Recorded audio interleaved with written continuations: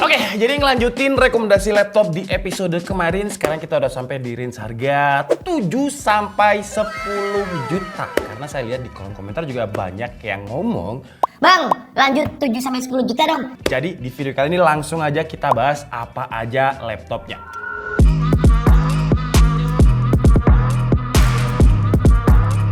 Oke, jadi ngelanjutin rekomendasi laptop kemarin. Sekarang kita udah ada di range harga 7 sampai 10 juta. Harga yang menurut saya paling menarik, paling banyak saingannya.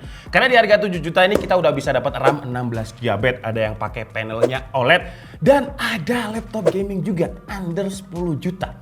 Gila gak? Tapi seperti biasa, karena ini adalah video rekomendasi laptop, jadi harus ada disclaimer-nya dulu. Yang pertama, jelas saya nggak di-endorse sama brand apapun di video rekomendasi ini. Terus yang kedua, laptop yang saya cari ini bukan laptop bekas dan ada di official store. Bukan garansi distributor, jadi harus garansi resmi biar dapat UHS dan juga garansi resminya 2 tahun.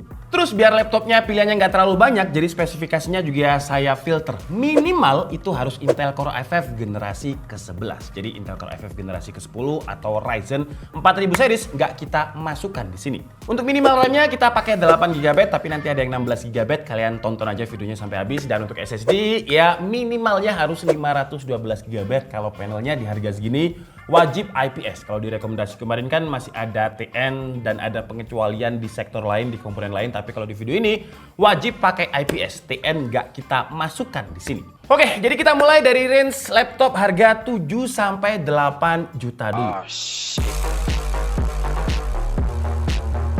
Laptop yang pertama ada MSI Modern 14 C5M. Harganya itu sekitar 7,5 juta rupiah. Nanti semua link pembeliannya akan saya taruh di kolom deskripsi. Dan dia udah pakai Ryzen 5. Ryzen 5-nya ini juga bisa dibilang yang baru lah ya, dengan Ryzen 5 5625U. Jadi 5000 series dengan 6 core 12 thread. Kenapa MSI ini kita masukkan ke rekomendasi lagi? Karena MSI ini bisa dibilang di seri modernnya itu secara build quality bagus, premium, secara desain juga bisnis look dan juga profesional look banget.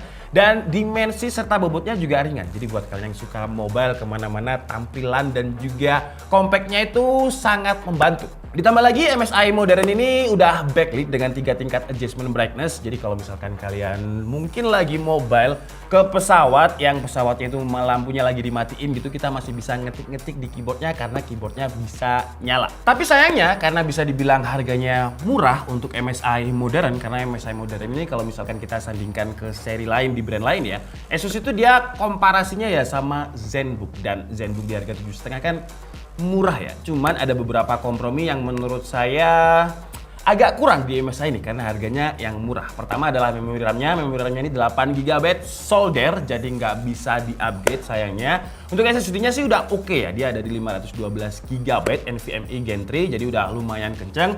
Dan satu kompromi lagi adalah di baterai. Biasanya untuk laptop-laptop yang tipis kayak gini, kalau AMD itu disebutnya dengan ultra thin portable, kalau misalkan Intel disebut dengan ultrabook. Jadi beda ya, laptop tipisnya AMD dan laptop tipisnya Intel itu beda penamaan, tapi ya sebenarnya sama-sama laptop tipis, laptop yang pakai seri U.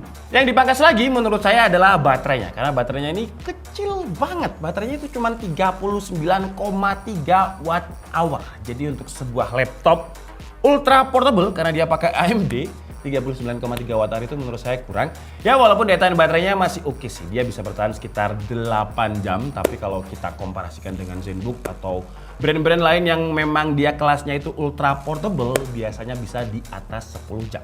Tapi kalau untuk komponen lain kayak konektivitas, Wi-Fi-nya dia udah pakai Wi-Fi 6, Bluetooth-nya pun juga udah pakai Bluetooth versi 5.2. Panelnya juga udah pakai panel IPS dengan resolusi Full HD, displaynya 14 inch. Jadi kalau kalian nggak masalah dengan daya tahan baterainya yang nggak seawet laptop ultra portable lainnya, tapi tampilannya itu bisnis look, profesional look banget, storage-nya gede, dengan prosesor yang juga lumayan kenceng, 6 core 12 thread, Ryzen 5 5000 series, ya MSI ini bisa menjadi referensi yang menarik. Dan si MSI modern ini ada 2 SKU ya. Tadi kan C5M itu berarti untuk AMD Ryzen, ada yang C11M itu pakai Intel Core i5 generasi ke-11 yang harganya itu selisih 100.000 pokoknya, sekitar 7,7 juta. Pokoknya nanti link pembeliannya akan saya taruh di kolom deskripsi, jadi kalian cek aja. Tapi untuk semua fitur, form factornya semuanya sama kecuali prosesor dan juga Iris Xe grafik kalau yang pakai Intel ya. Sementara kalau pakai AMD jelas pakai Radeon Vega. Bedanya cuman itu aja. Sekarang kita lanjut ke laptop yang kedua.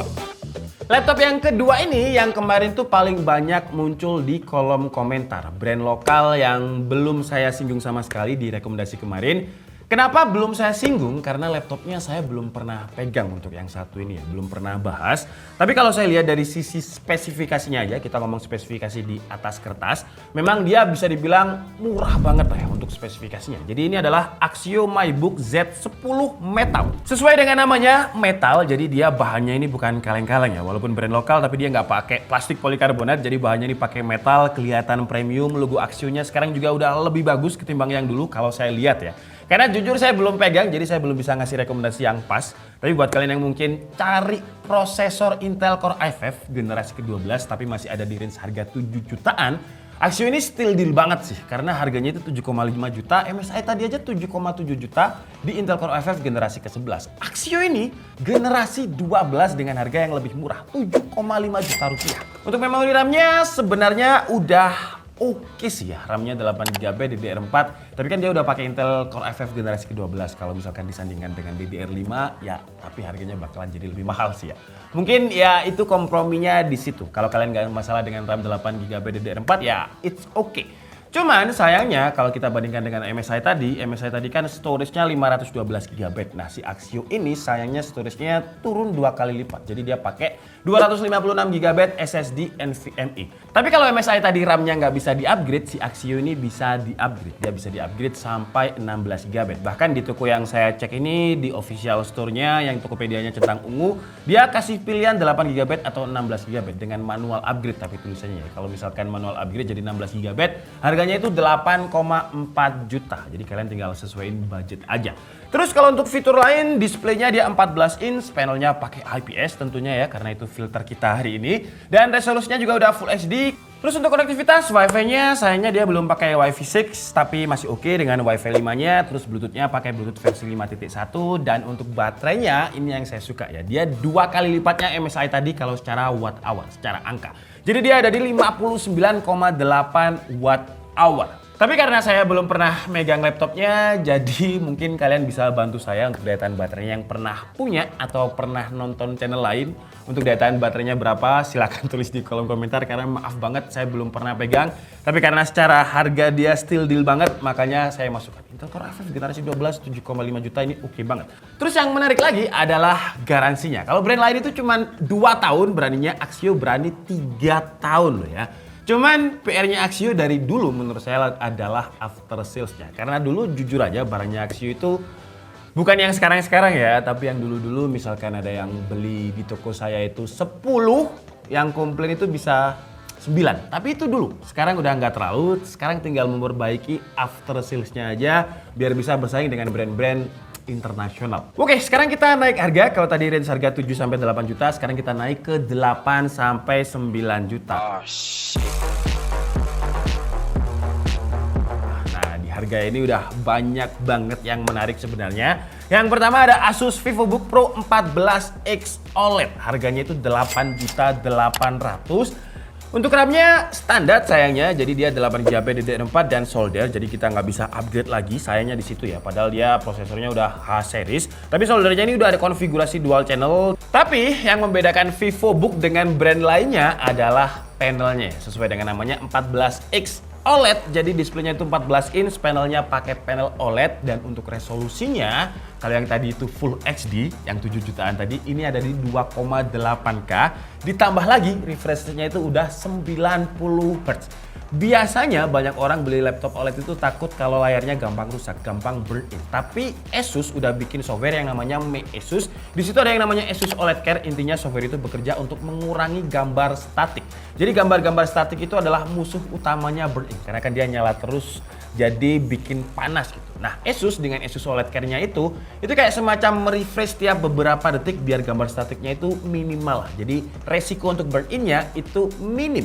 Terus di harga segini fitur-fitur tambahan dia ada backlit keyboard, terus juga ada fingerprint yang menjadi satu sama tombol powernya. Untuk konektivitasnya dia udah pakai Wi-Fi 6, Bluetooth-nya pakai Bluetooth 5. Baterainya dia lebih gede dari MSI tadi. Dia ada di 50 Wh yang ketika kita tes itu sekitar 8 jam video playback dengan resolusi Full HD. Untuk harganya dia dibanderol, ini saya lihat harga sekarang ya, ketika saya syuting ini tanggal berapa sekarang? Tanggal 12 ya? tanggal 12 Februari. Ini harganya ada di 8,8 juta. Nanti linknya di deskripsi. Tapi menurut saya kalau misalkan kalian punya uang lebih ya, ini ada SKU lain dari Asus VivoPro 14X OLED ini dengan harga 9,9 juta. Ya let's say 10 juta lah. Tapi yang di-upgrade itu banyak. Yang pertama, memori RAM-nya itu kan tadi kan disolder ya, jadi kita nggak bisa upgrade. Tapi kalau kalian mau ada lebih RAM-nya dan ada budget lebih, kalian bisa beli yang SKU yang ini. Karena RAM-nya 16 GB, nggak cuma RAM-nya aja yang di-upgrade, tapi prosesornya juga. Jadi prosesornya pakai Ryzen 7 5800H. Ini kalau misalkan saya masukkan di range yang 9-10 juta, ya karena laptopnya sama, form factornya sama, jadi saya selipin di sini juga. Untuk spesifikasi lainnya semuanya sama, bedanya cuma dari segi prosesor yang udah pakai Ryzen 7 5800H dan RAM 16 GB. Semuanya sama, form factor dan juga fitur lainnya. Kita lanjut ke laptop selanjutnya, ini dari brand XP karena saya lihat juga banyak yang suka dengan laptop XP ini, jadi tetap saya masukkan. Dia bisa dibilang harganya ini 8 jutanya tipis, jadi harganya itu 8 juta 29 ribu, tapi untuk prosesornya dia juga udah pakai Ryzen 5. Tapi bukan kayak Asus tadi, dia pakai Ryzen 5 5625U ya, jadi masih masuk ke prosesor seri U. Untuk RAM-nya dia juga 8 GB, cuman beda dengan Asus tadi, ini RAM-nya masih bisa kita upgrade. Kita tinggal ganti memori RAM bawaan laptopnya aja dengan RAM yang kapasitasnya lebih besar. Terus untuk storage-nya dia juga udah 512 GB SSD M.2 NVMe, displaynya 14 inch, panelnya udah pasti IPS karena di sini udah kita filter semuanya untuk IPS. Dan walaupun dia bukan masuk ke laptop Envy atau Spectre, tapi dia udah ada backlit keyboardnya, mirip-mirip dengan VivoBook dan juga MSI modern ini. Oh, seharusnya kita tambahin filter tadi ya. Jadi filternya itu keyboardnya harus backlit karena rata-rata di sini tadi semuanya udah backlit keyboard. Terus di seri 14S yang nama lengkapnya itu FK 2002 AU ini dia juga udah ada fitur fingerprintnya untuk security-nya. Kalau untuk konektivitasnya dia pakai Wi-Fi 5, Bluetooth-nya Bluetooth versi 5, baterainya itu ada di 41 Wh yang ya daya tahan baterainya itu sekitar 6 jam untuk video playback. Sekarang kita lanjut ke brand sebelah, yaitu Lenovo. Namanya adalah Lenovo IdeaPad Slim 5. Secara prosesor dia sama dengan XP tadi, tapi MSI masih memegang harga termurah untuk prosesor Ryzen 5 5625U. Di Lenovo ini 8,899. Di XP tadi 8029. Nah, MSI kan 7,5 juta, cuman bedanya Lenovo IdeaPad Slim 5 ini RAM-nya itu udah 16 GB. Dan enaknya Lenovo kalau kita masuk BIOS, kita bisa alokasikan RAM-nya itu untuk Radeon Vega-nya. Jadi bisa tambah VRAM GPU-nya. Itu yang sementara ini unggul di Lenovo kalau misalkan dia pakai AMD sih ya. Di brand lain saya belum menemukan settingannya gimana untuk mengalokasikan VRAM untuk GPU si Radeon Vega-nya. Terus kalau untuk storage-nya sama juga, dia 512 GB, terus displaynya juga 14 inch, panelnya IPS, resolusi Full HD, tapi baterainya dia lebih gede sih. Ya, baterainya itu 56,5 Wh. Yang ketika kita tes itu video playback dia sekitar 9 jam 15 menit. Jadi lumayan awet karena memang secara kapasitas dia gede. Terus untuk konektivitasnya juga udah oke, dia ada di Wi-Fi 6, Bluetooth-nya pakai Bluetooth 5.2. Lanjut ke brand yang menurut saya ekosistemnya ini udah bisa menyaingi Apple ya. Jadi kalau misalkan kalian punya smartwatch-nya Huawei, HP-nya Huawei, tabletnya Huawei, menurut saya paling enak ya laptop dari Huawei. Yang harganya menurut saya juga masih affordable karena Huawei itu kan biasanya harganya mirip-mirip Apple, lumayan mahal.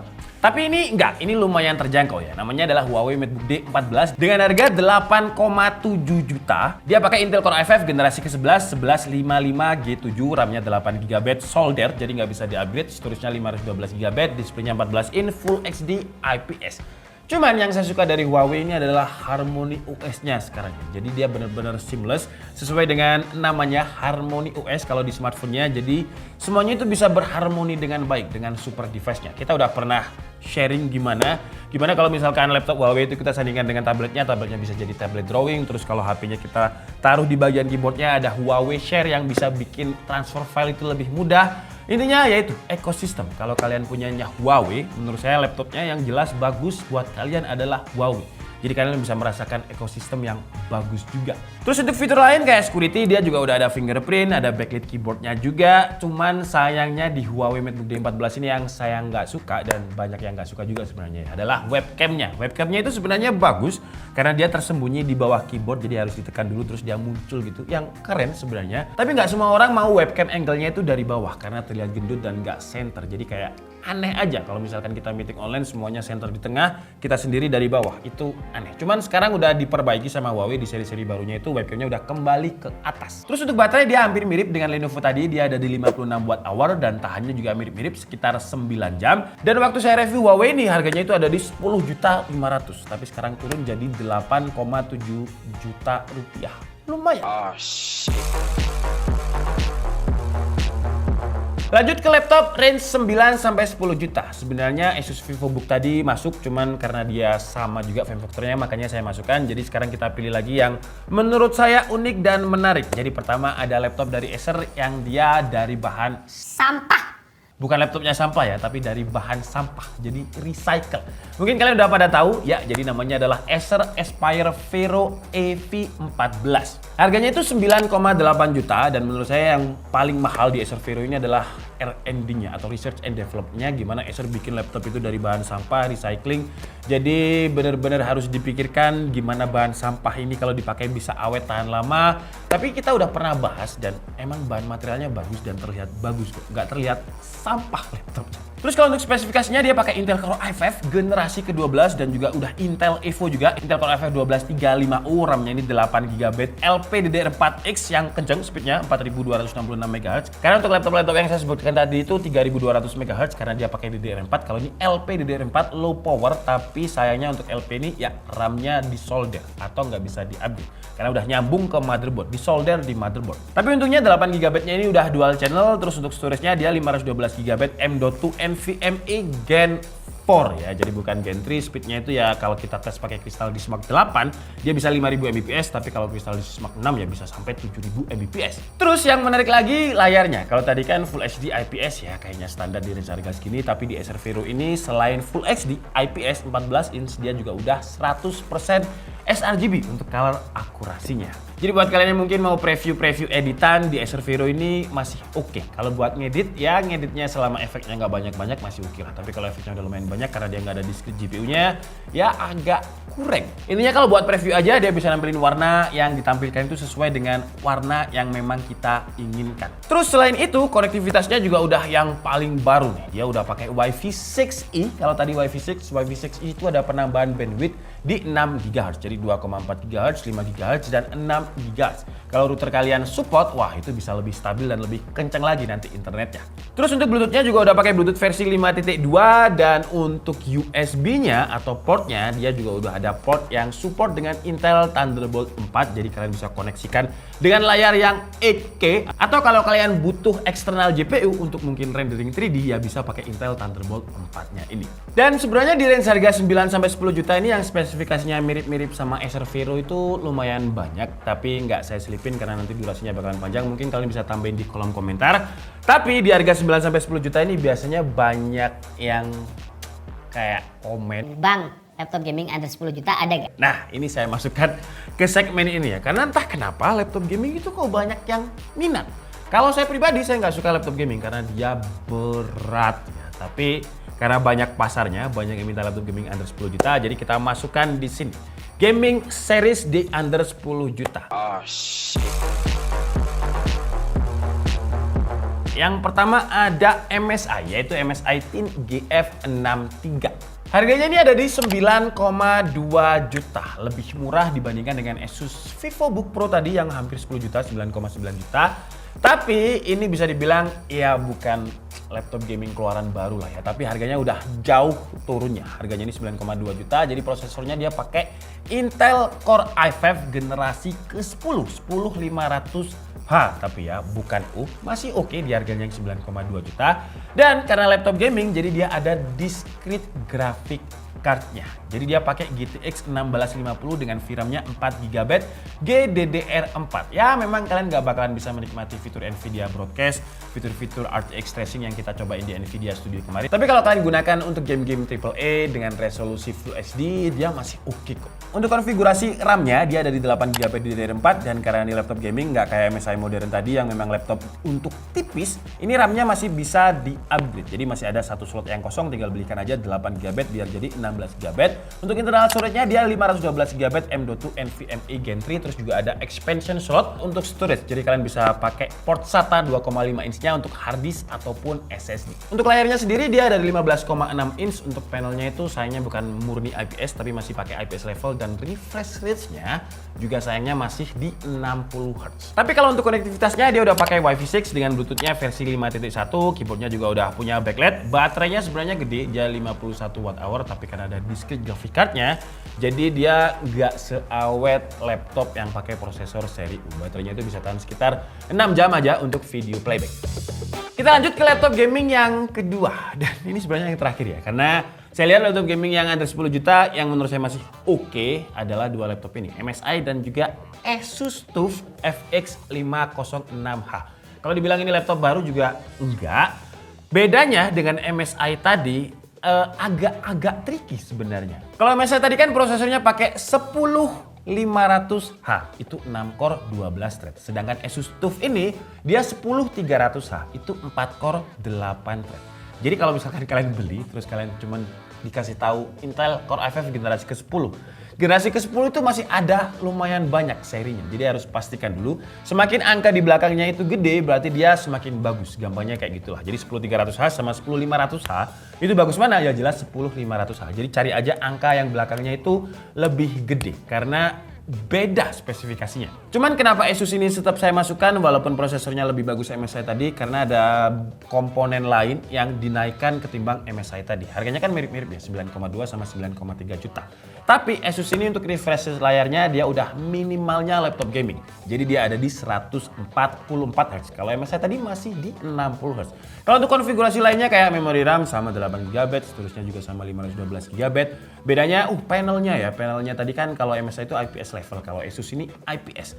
Di atasnya IPS level. Jadi dia real IPS. Kalau untuk expansion slotnya sama, RAM-nya tetap bisa di-upgrade, storage-nya juga bisa di-upgrade dengan port SATA 2,5 inch-nya, konektivitasnya juga dia pakai Wi-Fi 6, Bluetooth-nya 5.2. Kalau MSI, software bawaannya itu MSI Center, Asus ini namanya adalah Armoury Crate. Jadi di software-nya ini kita bisa atur-atur kayak semacam keyboard RGB-nya dan monitoring CPU dan juga GPU-nya. Kalau untuk baterainya, Asus sayangnya lebih kecil secara kapasitas dibandingkan dengan MSI. Jadi Asus ini cuma 48 Wh. Yang video playback dia bisa tahan sekitar 6 jam sama. Jadi kalau misalkan kita gunakan untuk main gaming, kalau full brightness, Wi-Fi, dia bisa cuma tahan itu sekitar 2,5 jam. Oke lah, jadi cukup segitu aja ya video rekomendasi laptop di range harga 7 sampai 10 juta. Kalau misalkan laptop andalan kalian atau laptop yang kalian incar belum ada di list ini, ya maaf mungkin saya ke-skip atau saya belum pernah bahas. Kayak Axio tadi aja, saya tuh sebenarnya agak ragu mau masukkan, bukan karena Axio-nya yang jelek, enggak. Cuman karena saya nggak pernah megang. Jadi kalau misalkan saya belum pernah megang tapi saya yang kasih rekomendasi itu kayak aneh gitu. Tapi kalau dari segi harga 7,5 juta Intel Core i5 generasi ke-12 itu menurut saya sih still deal banget sih. Kalau kita recap video tadi, untuk Ryzen 5 5625U yang paling murah itu masih dipegang sama MSI modern ya dengan harga 7,5 juta. Terus Ryzen 7 5800 hanya dipegang sama VivoBook karena bukan dari segi prosesor aja, tapi RAM-nya udah 16GB dan dia pakai panel OLED, resolusinya 2,8K 90Hz juga. Terus kalau laptop gaming yang under 10 juta ya ada Asus TUF Gaming sama MSI tadi. Dan kalau misalkan kalian butuh laptop, mungkin kalian pecinta lingkungan karena kalau kita lihat kan global warming emang benar adanya ya. Jadi sekarang aja Malang hujan terus, gak pernah terang. Ini kalau kalian dengar dari tadi ada suara background hujan ya karena memang hujan, jadi mohon dimaafkan. Nah kalau misalkan kalian mau mengurangi global warming ya bisa pakai Acer Vero tadi. Karena dia ini bukan hanya kayak laptop dibikin dari sampah, tapi secara spesifikasinya pun juga udah oke banget menurut saya. Tapi intinya kalau misalkan kalian punya komentar lain, pendapat lain tentang range laptop harga 9-10 juta, tulis aja di kolom komentar biar bisa membantu yang lainnya juga yang mungkin lagi cari laptop di harga range segitu. Jadi saya Dika Setiabudi and see you on the next video. Bye-bye!